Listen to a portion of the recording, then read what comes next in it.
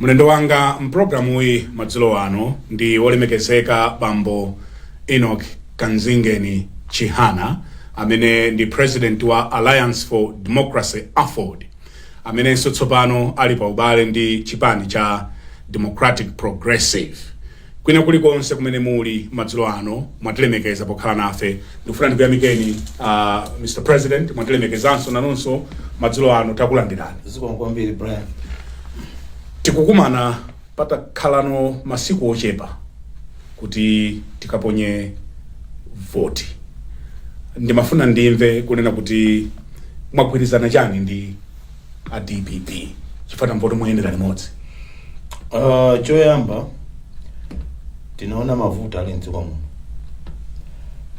Nda DPP ndinambokambirana nawo pat almost 1 year. Komanso ndi zipani zina zinazalowa mu UTM, UDF, PP, Freedom Party, kukambirana kuti tiende bwanji.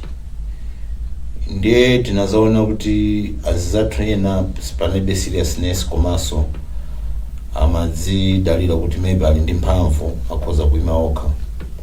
Koma if after our thorough discussions looking at everything nanoti tipange set aside my ambitions tuone mmene tingapangire kuti we should form the next government.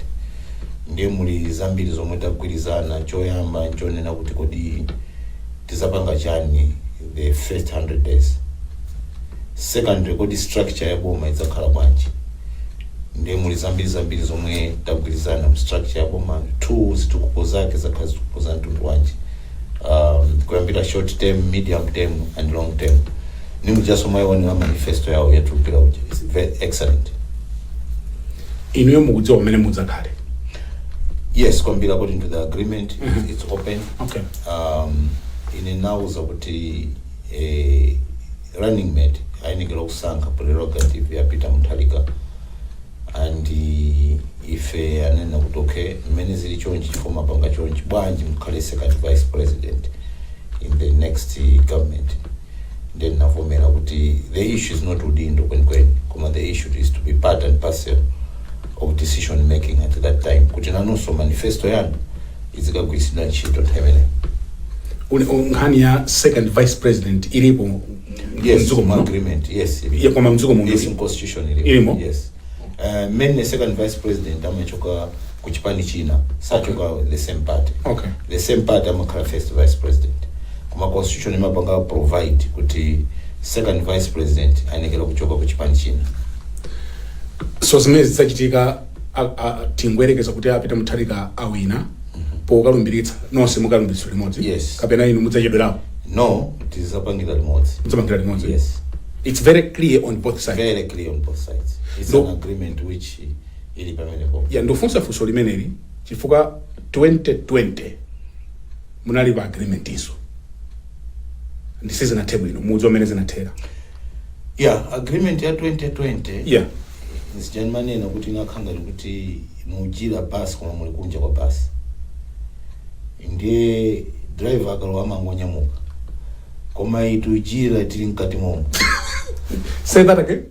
Kabweza niso bus ya 2020. Yes. Timajia tili kunja. Okay.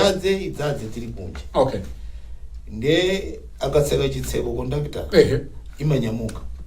Ndiye amakuyiwala kuilipira manje. Okay. Koma itili mkati. Mene muita lina mwalo wakale. Italo wakale.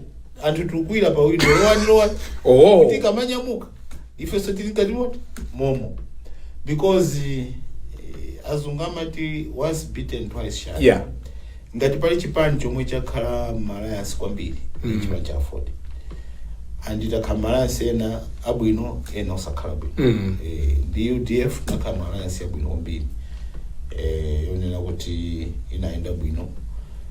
Ya PP so inaenda bwino koma pani Malawi ena one of the west ndiye yatosa lasi. Chifukwa inalibe proper guidelines komanso a president achakwera failed to manage the alliance and later on failed to manage the coalition. He failed to compose a very good coalition government. For many budget tinali zipani 9. I think the first 9 positions in cabinet zikanapita ku zipani 9 izicha. ndimene makhala coalition. Okay. Or akanatifunsa kuti kodi kwanu kuti patseni mayina kaya awiri atatu amene mudziwa kuti they will be appointed on merit. For kuchipani kulikonse kuli expertise, kuchipani kulikonse kuli anthu experience. So in that way he was lucky to have 9 parties kuti zikanatha ndizoyendetsa dziko. So onse 9 sana pindule kalikonse? IUTM anapindula. Okay.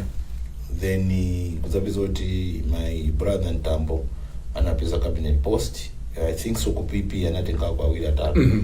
Koma the rest pali binyachitika. Later on nazo tenga our friend Katsonga was included in the cabinet. Koma Kulanesa, Chikamus Chiwambo, myself, no, we did not participate. You know, sumusada kuitanine nopango. At a certain point with that discussion, now not psychological, I was not ready to be a minister. Then I was not kapena kutsokolo, kumapakalipano, psychological, I'm not ready. Chida Frencha?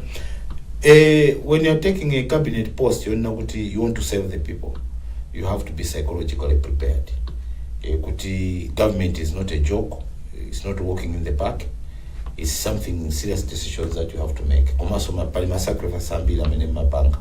In mapanga business kunja, so I looked at it kuti there will be serious conflict of interest. Ndikoti time funika cabinet nkapeza kuti ku body kunditana kuti I should participate. Then now nezikozo kumakamani vote. For kwina kwa kobiri, okumakobiri yake mpangona. Kwa makobiri mpangona mku? Ku business than government. Kwa makobiri ambiri mku? Ku business. Oh. Yeah, than kubo. Ndiye mutayeza mnaona kuti unduna ndi business. It's better to do business. Oh. Yeah. What do you want to tell us kuti mudagana unduna? Yes. Now so tipano pa ya. Koma maybe kutsokolo. Ndiye kusiyana kwa mgwirizano wa 2020 ndio umopanga ndi DPP. Mwati olimbira ndu olimbira chifukwa even start tamba bwino protocol wise metu chita zinthu consultation ikuenda bwino kwambiri. Komaso takhatukambira na 1 year kuti tipange cover also ma loopholes ma problems amene ife takhatupanga first ma others that mapanga first ma problems awo ndi apo also mkazo tentitseke tuone mene zingapangikire. Komaso one-to-one discussion with a principle to principle matters. Later on you trickle down kuma structures, kuma committee. Komaso tunali very strong committee from Afford chaired by Morris Mutali, also very strong committee chaired by George Chaponda. So amene amataka kambirana they will come and feed us tuona mene zilili. Komaso our 2 legal advisors ku DPP mpinga njira okukhima uchizi ndiye onsewo amamuona malamulo kuti bwanji kodi are within the laws choncho ndiye naona kuti this one is well organized. So chidavuta njani ndi tonse? One, my trust issues. My trust issues? Yes, my trust issues. Number 2, it seems MCP lacked experience of working with others. Alibe. Number 3, ndione na kuti inali just alliance to remove DPP. Sinakhalepo tsiku limodzi kupangana kuti soti kalwa mboma tizapanga bwanji ma structures akhala bwanji.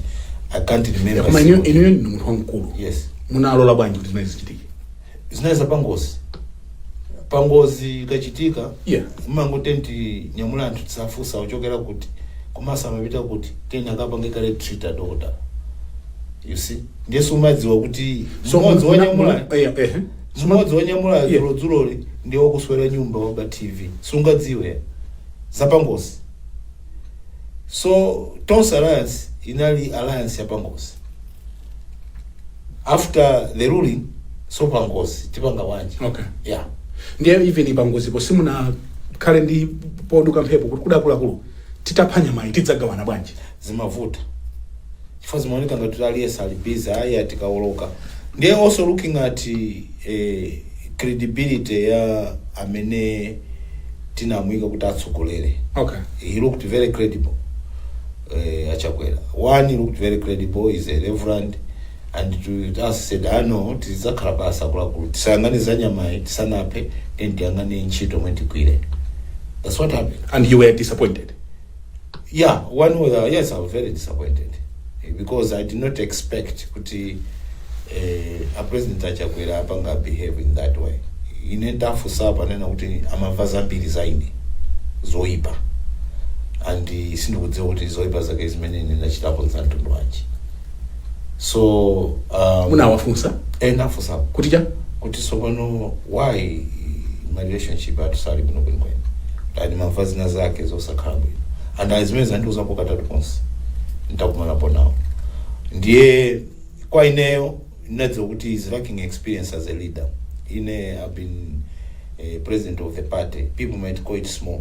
Koma you manage people. Yeah, you manage people. Yeah. Yes. When you manage people, aliye samobela ndi nkhani zake zosiyana-siyana, and you have to balance. Kuti awa chimene abwera zanduza nkhani chifukwa chani. Ukaona kuti aupitirira umawitana wina ucha awabwera ndi nkhani, tafotokozani nkhani kuti bwanji. Or you send other independent people to investigate. Koma pali ma leaders ena ikangobwera nkhani, basi they will take action. That is wrong as a leader. Mukanakhala inuyo kuti munali achakwera in that position yochita manage alliance kapena coalition, mukanapanga bwanji? First when ndikanapanga chonena kuti just soon after elections yata mende mavota Saturday kanaita nsa emergency meeting akuluakulu zikuoneka kuti kuwina, ndiye tipange bwanji. What do you think? Composition ya cabinet idzakhala bwanji? Who is going to do what? Expertise is good. In the person massive and let's set up a transition committee. A transition committee could have been set. Okay. Chaired by an expert who knows things. They abuzan is carry chonch. Before you are going in as president, you have no experience. You need others who have run government before. Yeah. Could have past experience in zongochitika. They after that, I can report kuti this is how our cabinet should be, this is my program bank. Then you also look at other things. Could my problems still down the how are we going to solve them? All those things are gonna masala back. Because when you're coming from the alliance, it's an alliance. After an alliance, you look at the coalition government, which is tough. Even pakalipano, because of masangala, koma pokafika past 16, 17, reality makupeza. So we are in government now. Now we have to say, how do we fix this thing? So you need other people to assist you. So you feel like you were just used? Yes, very much so. We just used for them to cross. Does the president Mwaziziwa how frustrated you feel? Very much so. And I've told them my frustration. We're just being used. It's part of life.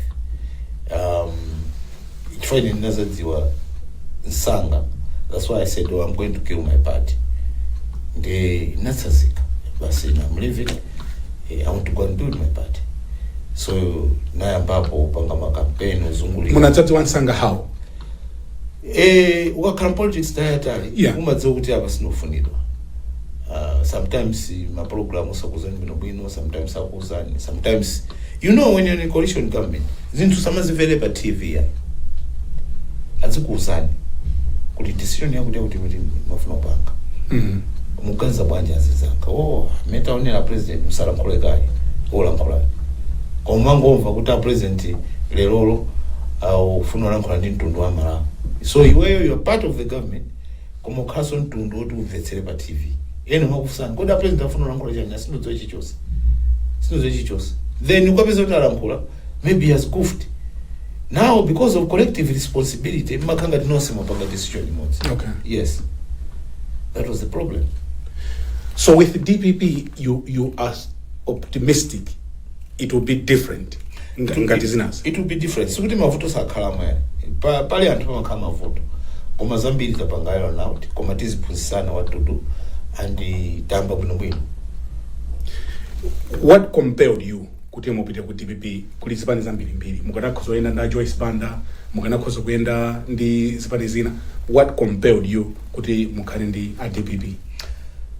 Choyamba is consistency in our discussions. Okay. And also the openness. chinandipangisa kuona kuti anzathu azindikira kuti there were some mistakes maybe anachita limboma which I don't think azachitaso akalowa choyamba. Chachiwiri, they are very sincere. Even in Matindi Kamalankhula ndi APM was a very good friend of my father. Yeah, yes. And at one point, when he was Minister of Justice, I went to see him. We discussed a lot of things. And he welcomed me as a son. And be open with me. My son, in a sin mafuna kuima. Omachifaja ABCD. And I have nothing to gain. So in another one, the is very sincere.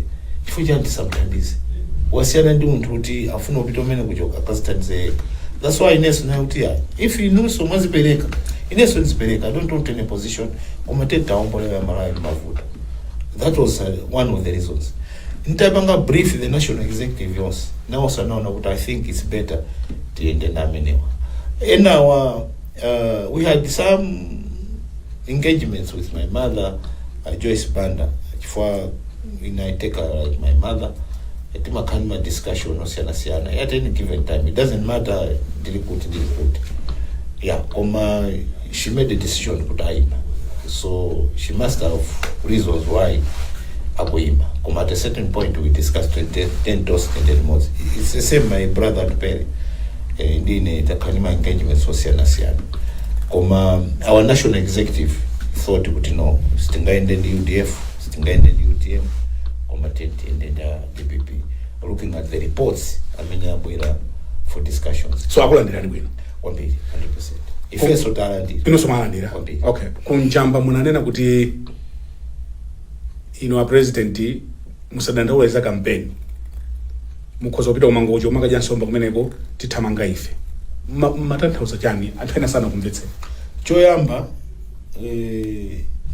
APM si malondo tugulitse. Chifa malondo damalana kula kale. Say that again? APM yes. Si malondo tugulitse.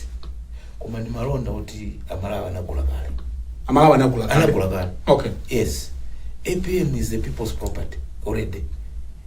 You see? Ni property kale, ndiso ngama yendi supermarket. Ikale. Koma sopano we have got the running mate. Running mate ndi defeat is tamakungo wakumbutsa ntu msaiwale mulinka tundu wanu. Page house. Okay. Msaiwale katunda na page house. Msaiwale mulinka tundu na page house zina zisiye nika. That's what is remaining now. Just to remind Malawians. That's all. Because now Malawians woka aupanga compare sikale it was 5 years ago. Looking at the prices za katundu.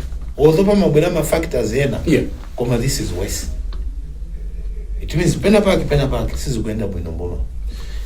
Chavuta ndijani muganena kuti sizikuenda bwino mboma. What has gone wrong with this government? Brian kuze njudu chimodzi. Yeah. People rush to be in government. Osazoti akala mboma panga cha choyamba. Chachiwiri. Sides wa position ya dziko lao whether at the global international politics or economics or trade or anything. China nchonena kuti most people believe kuti ntilowe mboma tikapange ndalama tikadye. Ndiamataka lo mboma mucha. Time neyo amazaona kuti it's a totally different ballgame. Awukuzani kuti chakuti palibe. Now these are the people without vision, without objective, angolowa for themselves. Ndiye menazi kagwira chichosa amagwira chimatakuko. Then some people now they get involved in corruption within. Bas, bomala sokonese kera whatever manifesto akhala now, bas they are off the rail. You know, ukamala wamene mujozitso kuti ndikutenga galimoto mene napanga noko. Muntu akamagulisa galimoto, umazoti galimoto siri bwino. Ufuka utsi. Umazoti funika kugulira maringi, funika zakuti, funika ndio kwamagula galimoto ichi. Umazoti chomwe chita. 1 week galimoto imakata enda. Koma nthamalwa mboma osazokuti the whole engine is buggered. Now you need to fix the system. When you fix the system, this is mambo kuenda. You see? So ndio vutala makala kwambiri no. And you know ndingbirizana wanu, you know how to fix the problem. nifake nafunsani kuti chavuta ndi chani, because I wanted to understand mene muganizira kuti kodi dziko la thuli chavuta ndi chani. So in clear terms, chavuta ndi chani? Forex. Okay. Is forex. Ndi boma la DPP ndi afford. Nkhani ya forex tikhoza kuyenda nayo kwambiri. First within chifantha amataka ngoona kadi ya ku Malawi. Yes. Ali mavuto ajabwera. Kwambiri. First you have to make sure there is an injection of almost $1 billion in the system. It's already arranged. Already arranged. There is an injection of $1 billion into the system. The moment that money comes into the system, kwachayoka will start stabilizing. Mene kwaches banga stabilize immediately mkaona ma prices as into ayamba kutsika. Straight. There should be enough food in the country. Ngati muli chakudya chambiri mkaona inflation yoka kutsika, and people will not be talking about nkhani ya zakudya in the country. Zinthu zoka zimamba kuyenda. There are some things doctor akabwesa patient wa meningitis choyamba amamtenga madzi and imawawa, and if we know kuti the first 6 months it will be very painful in this country, because kwacha hii ikagwaso immediately unless we push money into the system, into the market. Koma kwacha hii ukagwa, and isufunika so muntu hote anaphuzira economics here. This is common sense. This is not rocket science, it's common sense. Awa pakali panalemba a lot of promissory notes zinazipange machuwa makuti in billions and billions of dollars, which this coming government has to pay. You see, apereka ma guarantee osiyana ona kuti this government ikadzidzimuka kuti linzingokole dzambiri mbiri. You see, so zimene zifunika tizidziwa and tazidziwa, and we are ready for it, and we will take responsibility as a government. Yeah, when our economy needs $1 billion injection. First injection. If it can be more, the better. Yeah, and then fusa kuti inu ndrama zimenezo mukuzidziwa kuzipeza kwambiri. It is best. Osati kungolankhula atu. Yeah, it is best. Kuti it is best. We have already lined up people. Oh yes, serious investment into the country. Kwambiri. So dziko la thuli likhoza kukhala so bwino. We have got minerals. We have a very good soil for agriculture. Then first year, second year, production of food, of crops, groundnuts alone. If we tell farmers today, I mean, I make groundnuts to kumpasa seed, yeah, 3, 4, 5 million kwacha. We need a production of groundnuts, and the marine groundnuts is one of the best. It will bring a lot of dollars into the country. Panopa says kuteka banje, and is that take a lack of planning and focus. Is that take a banje nthawi yani? Because we have already planned, and we are planners. And if we were not jokers, even in this government, we don't want jokers to come in kumapanga. No. I know Professor Peter Mutharika who assemble very able man to fix this economy. I know. Majoka moneka banje mboma. Moneka basi akakwira Prado kwa hiyo boma laenda. Akachoka hapo kakona motelo boma laenda. Basi tu. That is a joker. He is not serious. Some of those jokers now on a time of president, those are jokers. You don't even know how to run a government. You don't know what it takes to run a government. But when you go president, Zimene. The Malawians have to be serious. We have to know that our country is bankrupt and we're a joke in the international community. We can't praise ourselves not having food. You can't praise yourself for having no medicine in the hospital. You can't praise yourself for mafuta parain, then you call yourself a government. Are you serious? Basic things you can't afford. So what are you going to afford? If you cannot afford basic things, what else can you afford in life? You can't afford food. Chimanga chimanga. Choti timadzala nkukula 3 months nkukolola. Mutondola mpita kuchigana. And we fail to produce that for our people. And we call ourselves a serious government. Then you are coming, Muzafuna second term. This is a joke. Second term for what? IMCP second term. What are they going to do?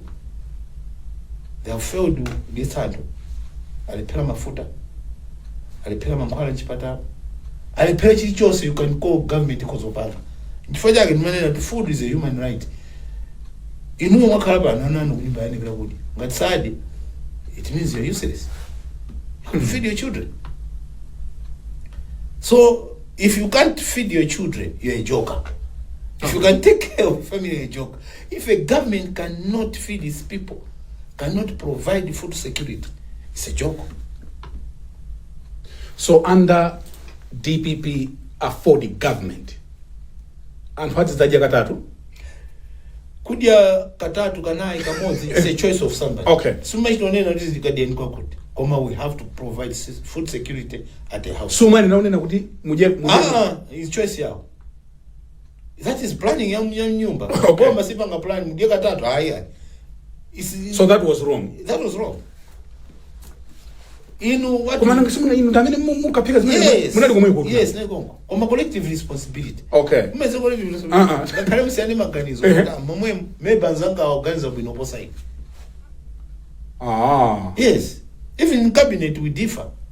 We na makuza nti kweze school fees ku Chancellor College, I mean ku universities ena manoti ya. Koma the end because majority attend kwezi. Iwo limomo je kuti koma twine nakana isi. Koma sungapita kuti pangana koma nakana ya. Okay. Mangota ye cabinet ya pangana ni momwe. Koma sikakavuta ndi maitara. Tinanena tu. This is take. It's the same that fertilizer. You can't put a price on fertilizer ngati kuti mulidi ni factory yopanga fertilizer. You have to find a mechanism. How do we do it? Our people should access fertilizer, one, at a reasonable price. Number two, every farmer aipanga access fertilizer. That's what you do. Osatiza kugulisa chakuti nkanto. Imene yosakwira. Joko imene. Yosakwira. Yosakwira.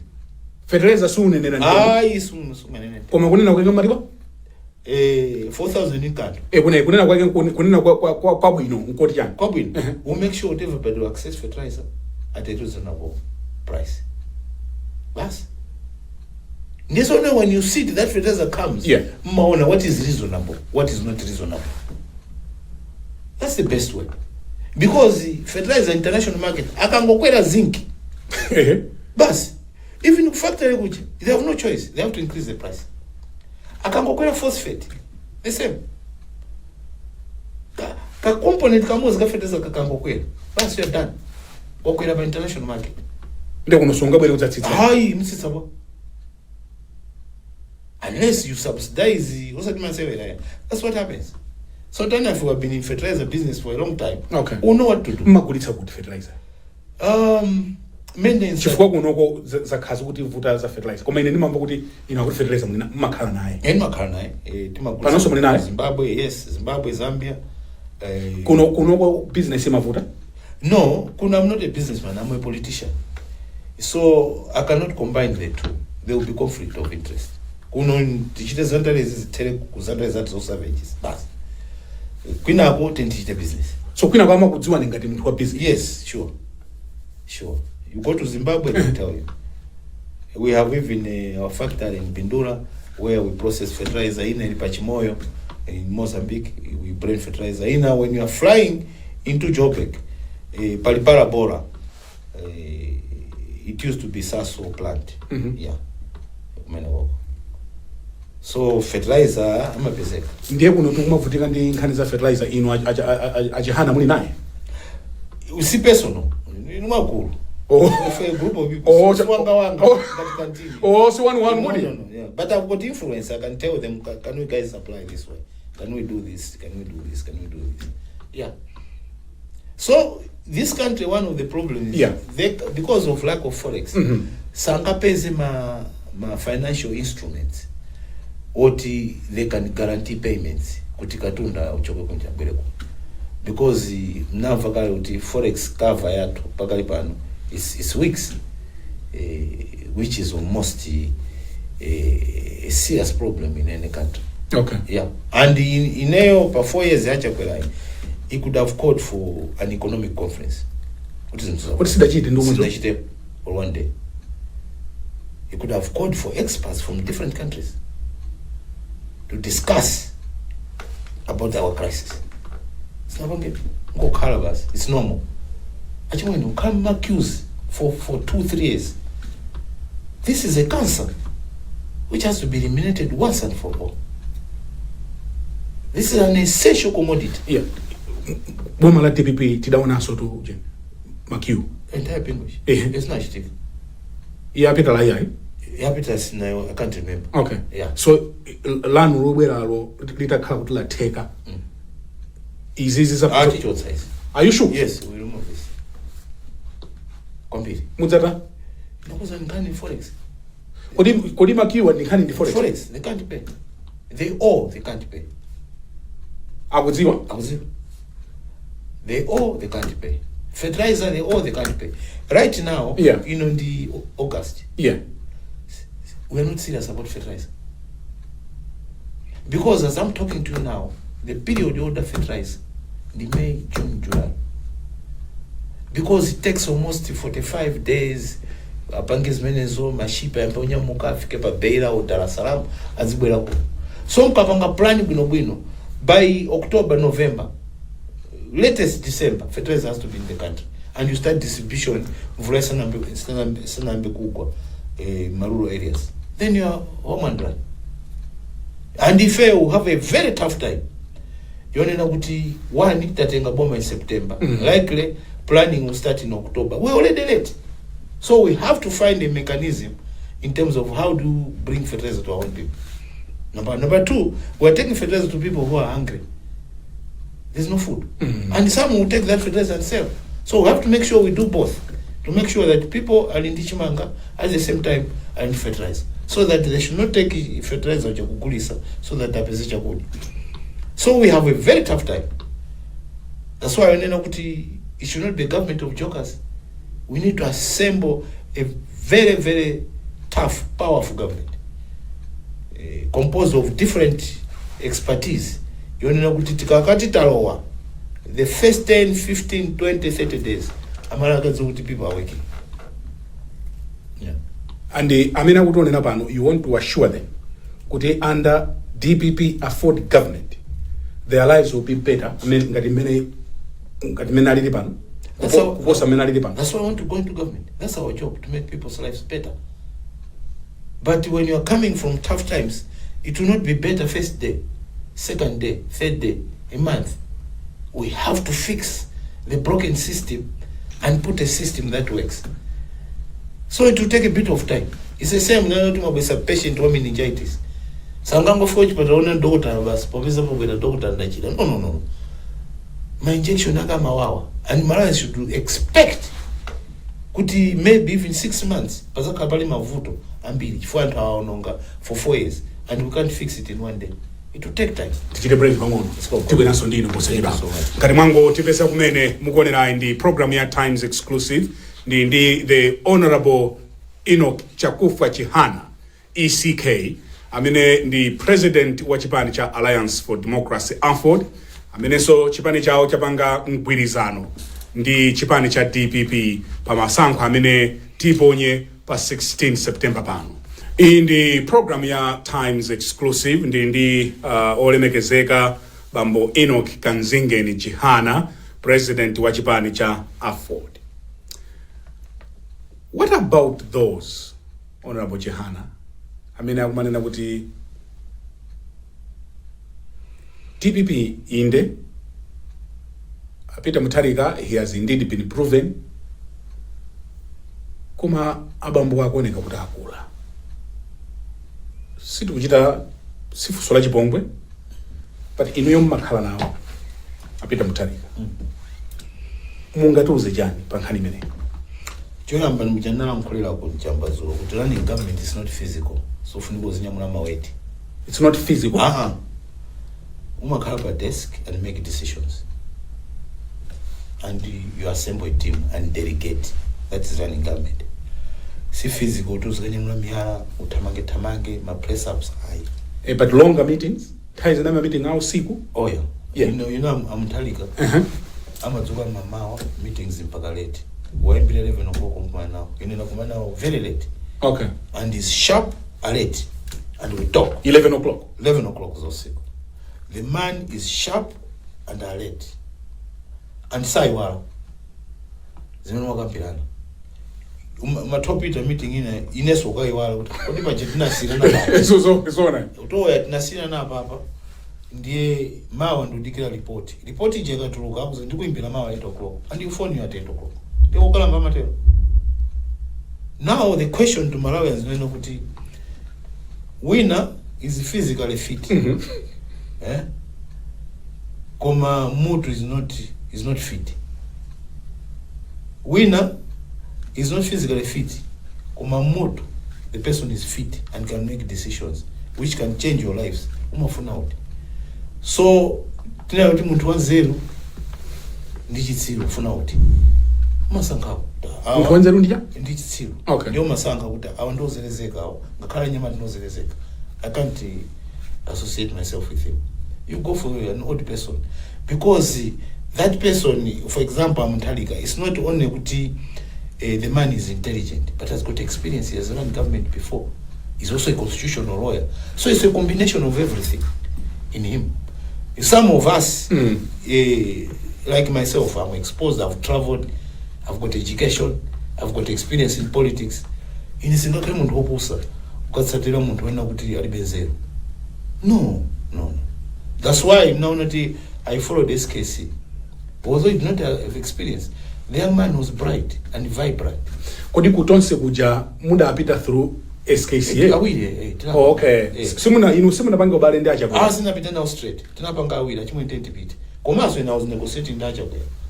I was coming in between also. Okay. Acha kwa ne SKCA. Okay. Koma mainly mazoti nzanga itakakalimo in government no change rawo, but also is bright. And this guy in the Mademo. So his combination and my combination is gakhala bino. Ngakhala chabana takauta week ko my fail tikathandizwa ndisedzwa. That was the reason. So Peter Mutharika is capable. Very capable. I'll send myself. The man in the machine in Gatunda Minoshi. Kuma 2020. Yes. Munani nakuta adzipita. Inu munali kulomwero. Yes. What has changed? One in nakuti sometimes muntu kale pafupi kuti mudzoke nobwino. Say that again. Kale naye pafupi. Yeah. Kumumva udzoke nobwino. Sometimes zimathochitika kuti team ine menana ipanga assemble inali ndi influence ina yake and sizimadziwika kuti auchita chani. Okay. As a result zimapangisa so sometimes leader kuti zifoke.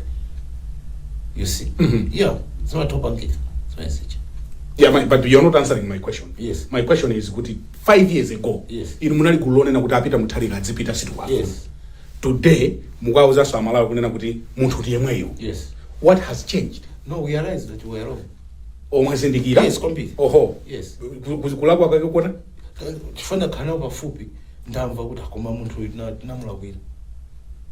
Could not have taken him out of government. Ngati pane zina zake tikana kapasi ndikuona kuti angopitiriza amalize temu yawo, then we take it from there. So you want to come on a national TV? Oh, yeah. Nkunena kuti apita Mutharika nalakwira. Oh, yeah. Is that what you're telling us? Yes. In any government, but it's not malakwika. Yeah. Which everybody knows. Yeah. Yeah. Koma him as a person, as an individual, I think he's the right president. What's it called? Akuzochaya nditu Bwino.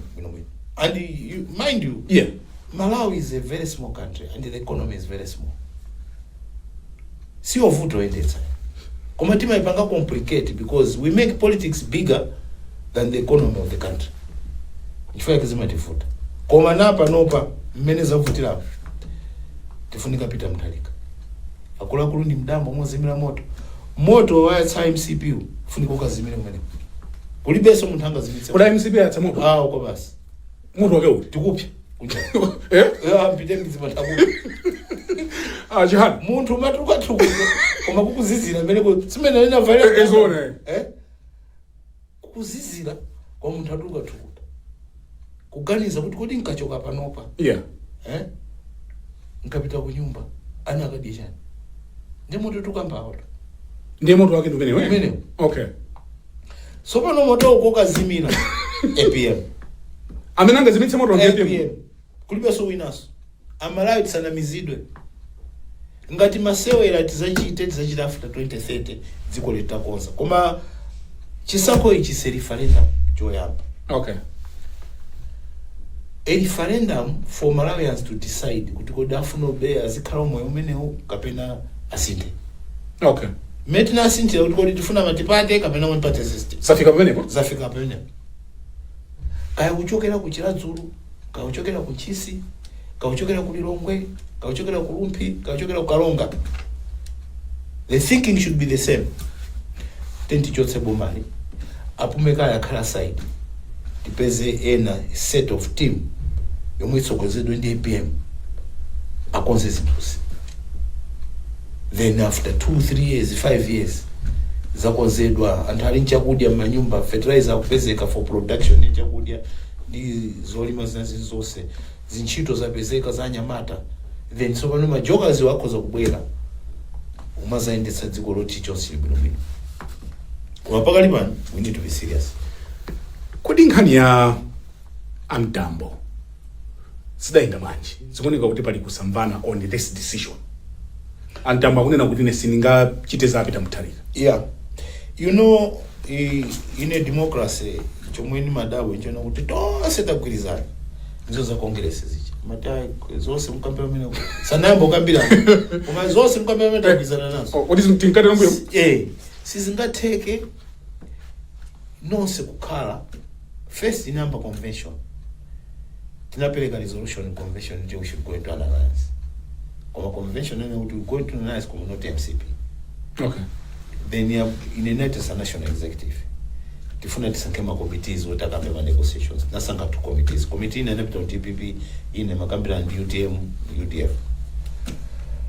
After that, net national executive again. Kuti sopano ma reports abwere. Atabwera ma reports. Tonse, my brother and my vice president was there. Tinaikamba debate and we all agreed kuti I think let's call the DPP one and one. Antamana ni mwana. Nafusa lipo wina opanga oppose palibe ananena kuti ali di different views except Saulos Tindwa amenana kuti inyo mnafurika mtakhala running mate nena kuti first tent ganizira Malawi not me. You see, if it got a report, because I cannot only run mate, I wanted to run for president, and I was ready. Napanga materials, everything ready. Chipancha Ford has never been ready. Manager consider this time to run for president. So says tunazisia kumbuyo nguganiza kuti mene dziko likuwekera moto. Ndeti khalema president ambiri taluza pa 16 tavota tasiya mali moto ifetiri ndi ndalama tikozoka ku South Africa kozoka khala kan ku Seychelles kankuti because we can afford. Now we are living a villager back without food, back without medicine, back without anything else. Ndita pangacha first tenti dzitsitse tisanke mundu mmodzi, and that has been my message consistent kuti 10 minute banking. So kwa ineyo I feel kuti Antambo analankhula what he feels, and he had to air his views, and indeed he has issues with the running mate, he has issues with the APM because he is the one who was organizing those demonstrations, and he feels kuti maybe awawa sangamu yangane bwino. That is his personal opinion, but in Afford so he remains your vice president. He remains my vice president and our candidate for Chitipa Central. Koma ulendo simuyendera limodzi. Well, at the presidential level, ananena kuti is not going to come, and you can't force him to come and join us. Okay, koma ku office kwambiri. Chipani muyendetsa kwambiri. Especially at the parliamentary, he's doing it because he wanted to tell people if you were totally different breed, especially myself. Mukozo khala osiyana. Koma suti dane osuti muntu tinkanke Chipani. No. Adakali kwa Afford kumene. Koma zimene akuchita president wandine situkugwirizana. So on this issue. Okay, on one issue. On this issue. Okay. Issue ya DPP afford alliance and Tamposabizana. And he told the nation. He didn't know to hide. That Zikondari his opinion. Ineyo as a leader, I follow the majority. Okay. In Japan. Okay. There's no way Ineyo I'm a leader and Japan just invested. Okay. It means you're not a leader. Even if you disagree, when you're president, you take what the party has said. And you remember when I was having a press conference, I said, in I'm reading a statement which has been drafted by the party. By the party. Yeah. Yeah. You are that democratic? Yes. First nifuna headache. Kuti I should be fighting things as one as one. Zimene ufuna kula kulezi. Chifukwa zikaenda bwino, no you shake hands. That's right, yeah. Ngasi zenda bwino, komati ni manene. Is there anything else chimene sitikudziwa? Chimene amtambo apangira zimenezi? Kapena ndi yomweyo nkhaniyo kapena palinso zina? Zina zimene ngazidziwa apart from what he told me. Okay. Yeah. Kuti no, he's not comfortable working with the people. You have said it in the open. Kuti inu katangale sima muopa. Uje katapira. Simudzatipi nyolitsa muta wina dziko lino. Chifukwa mtsogoleri wa mtundu wanja amene akunena kuti ine katapira sinima muopa ndi kukhoza kutenga lero kubweza mawa. You have said that. Kapena sina dziko lililonse the whole world. Kuti dziko libe ngongole. America ili ngongole in trillions. That's why it's developed. As long as what you are borrowing is helping the people. Okay. That's it. I can go to Asia, I can go Katenga Ndarama. No problem. As long as that money is coming to the people, there's infrastructure. Achiona chipatara ndamanga. Ndakabweleka ndama namanga chipatara. We owe so much. Tamanga miseo, maskulu, fertilizer wabwera, fuel wabwera. Ngongole ibeleta. Zambia is in debt with the Chinese. But have you seen how Zambia is developed? Kenya is in serious debt. They have built a fast train from Nairobi to Mombasa. That is leadership. If I want the party to move, I have no money. Somebody has got money called Caterpillar. I tell him, I said, borrow me. I want my party to move. And he changed and I pay. And I pay. That is leadership. Leadership, you have to sacrifice. This is mine. Okay. This is mine. He was a parent. Uopeka tapira. Anaka kufani kwa show. Uopoza present now. It means you're not a parent. You go straight. Achimwene kaopita kulimbe market. Achimwene ebeleko kunitengwacha. Otwende kwacha. Haine tuluzangani maikakati tabweresana. Akupasana. Muzi amba na mbuyo 30 kumewa seva moyo wana. Okay. You can't let Malawians suffer and die because you're afraid to borrow money from thin air. There's money everywhere which you can borrow. When I'm talking of thin air, Reserve Bank, they know the language I'm talking about. They know what you're talking about. They know what I'm talking about. Okay. You borrow money there. If we should be able to go borrow 1 billion somewhere to bring into the system so that we stabilize the kwacha. Why not? You see? Tikumva kuti ngongole zathu zafika tinamva ku launch yanu 18 trillion. Tachita nazo chani ndalama zimenezi? Zambia is I think upangira normal things which you are not supposed to borrow. Okay. Komaso, I think I don't have much information. So wachoka pa parliament wapita mene kuja, they have borrowed money from banks and imadziwa my interest ato. So what as the government to do, you kama promissory notes. Okay. So those still remain ngongole kumuzipushira kutsogolo. That's why I'm saying we're in serious problems. Okay. Yeah. And these are things we know. Wapalizina za konsi zoti simadziwa makaziwana when you take off. Pakuzokhala zina za yeah. Oh yeah? Oh yeah. That's normal in government.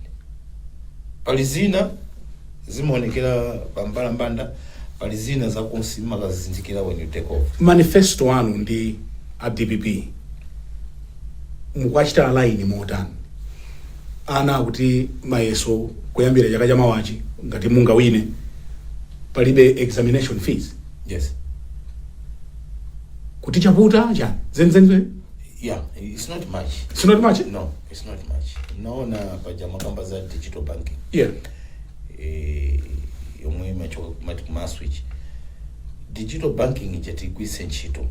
Tukakwisa nchito, the country will be able to raise even 700 billion or 1 trillion. Oh yeah? Or 2 trillion, yes.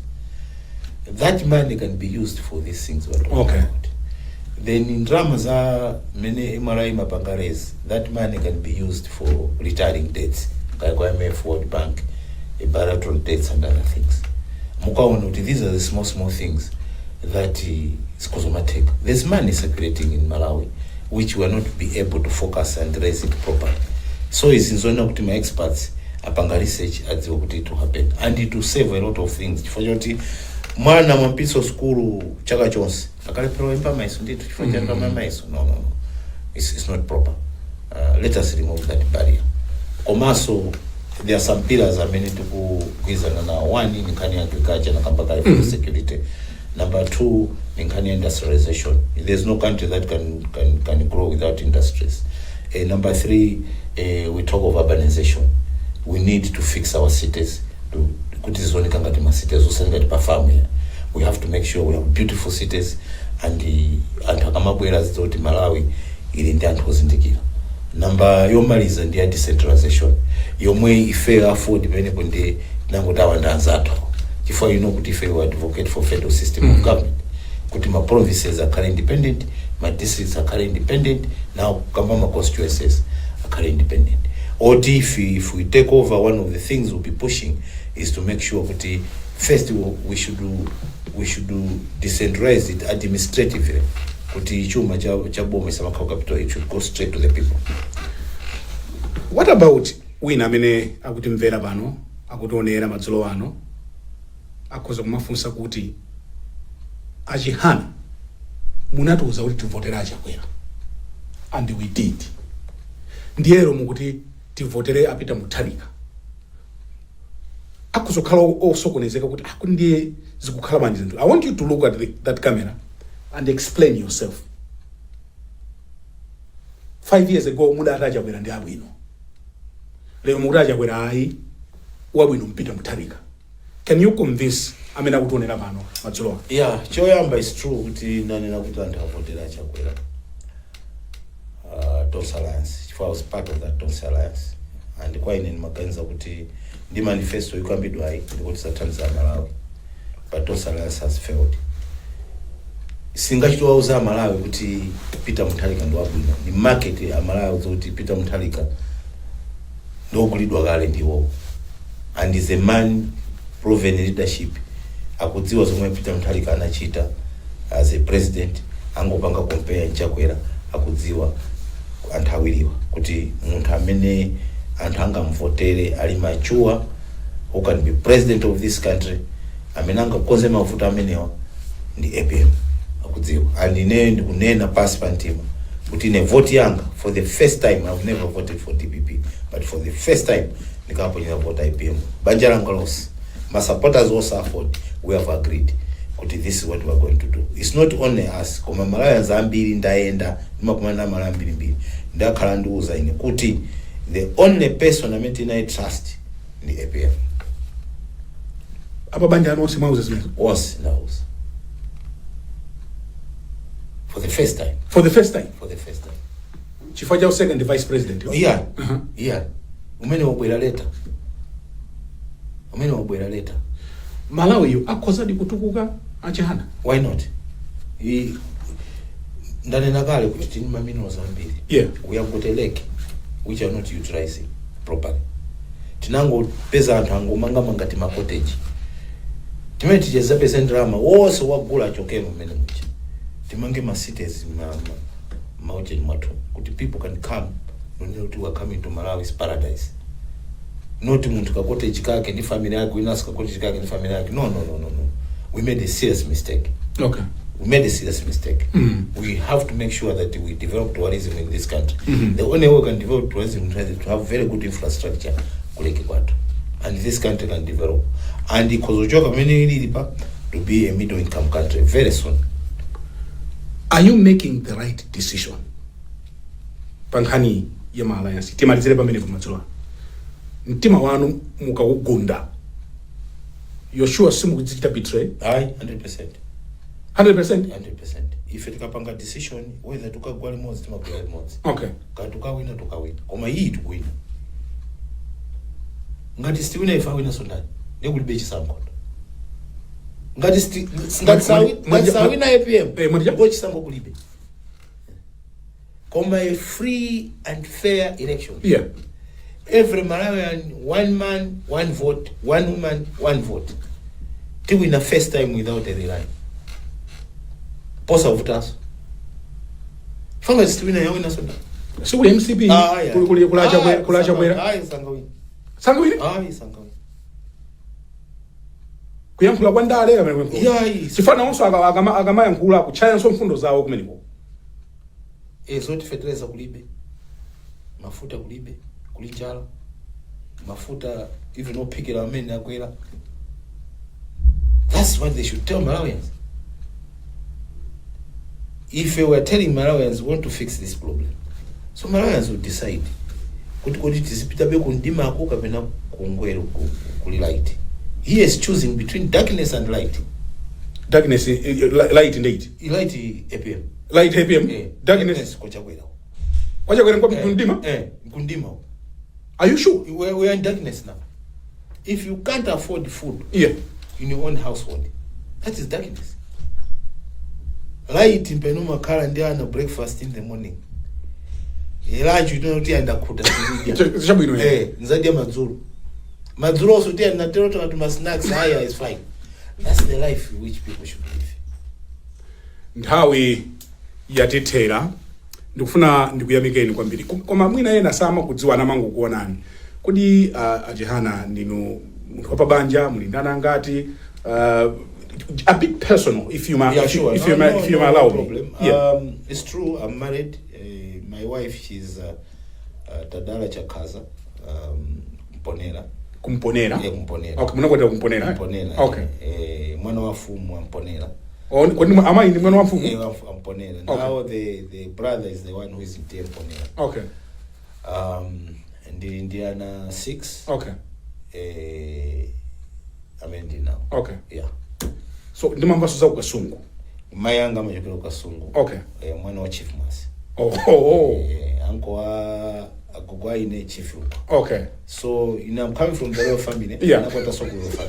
Yeah, but my father chakufa chiana. Yeah. Machokera kulumpi ndi kukalonga. Mayanda kukalonga. Okay. Yeah, but bambo wao kulumpi. Ata mdziwano ino kijana. Ndithu. Ndikuthokozeni kwambiri. Kapena mulima wako khosi. Mawu khosi ndo nakuti Malawi. Yeah. Fama tapita mawu. Aliyese akavote mmene amadzimvera ku nyumba kwake. Ngati zonse zikuenda bwino kwanuko pitizani boma limeneli ndikoti zanu zili bwino. Koma aliyese amene akudziwa ndi ovutika auswa school fees auswa chakudya. Answer ndi APM Jane answer Enoch Chihana. Nkhani ata. Zosa kavutika so mene mojo kuti mzikafuna wakuti ungopita straight APM ali pati kuchonga Nkhani ata. Ndiye muti serious so kuti boma litikosa bwaji. Bas. Honorable Enoch Kanzingeni Chihana. Mwatilemekeza kwambiri. Thank you very much. Thank you very much indeed. Pamene panso ndiye pamapeto program yathu madzulo ano ya Times Exclusive. Mprogramu iyi ndinali ndi olemekezeka bambo Enoch Kanzingeni Chihana amene ndi president wa chipani cha Alliance for Democracy. Ndine Brian Banda malomwa ife tonse kuno ku Times headquarters madzulo ano. Tukuyamikani pokhala nafe ola ili kufikira sabata yamawa pamene tibwerenso ndi mulendo wina tingoti makoma nonse and goodbye.